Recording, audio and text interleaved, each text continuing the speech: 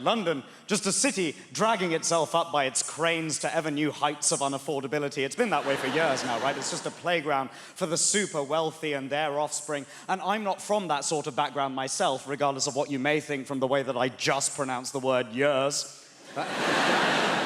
I'm not, it's just a voice. This is genuinely true. During the last year for which I have available data, the high school I went to sent more people to ISIS than Oxbridge. Let you guess which way I went?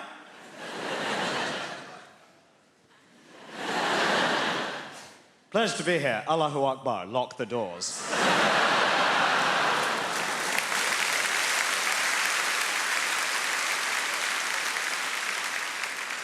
You might think the last line's obviously a joke. I'll get letters. Genuinely, I get strangers anonymously contacting me online insisting that I want to impose Sharia law on the West, which, as the atheist son of Hindu parents, makes me feel ever so naughty.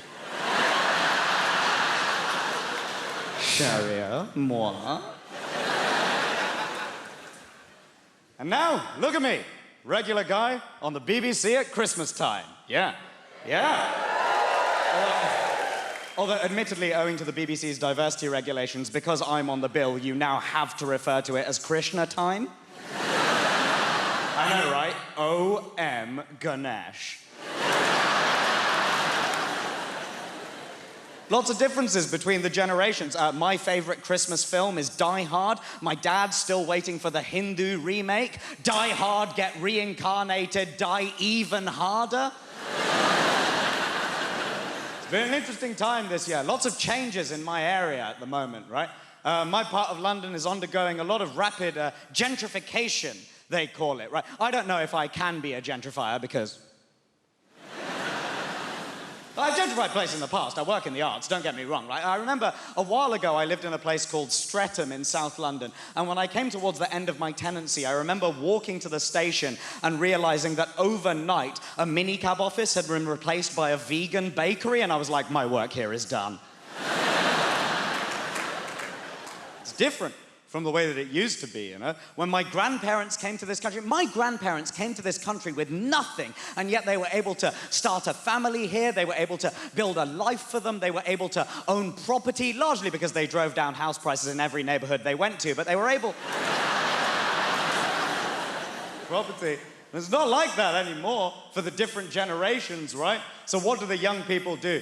You wait, you're probably watching this at home, all the generations together at last at Krishna time. All of the young people waiting for a grandparent to cough and hoping that that's what's finally going to get them on the property ladder. The problem is, as with any kind of inequality, with intergenerational inequality, the deck is stacked and we pretend it's a question of priorities that's made outcomes not identical, right?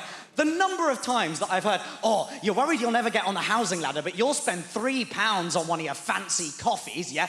Oh, yeah, well, you'll never get a little flat, but you'll spend £3 on one of your fancy coffees. Bruv, that's because you bought all the £3 houses.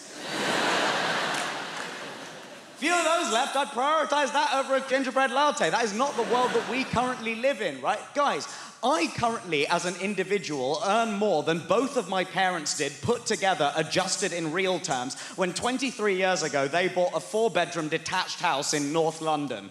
The problem is my fondness for brunch.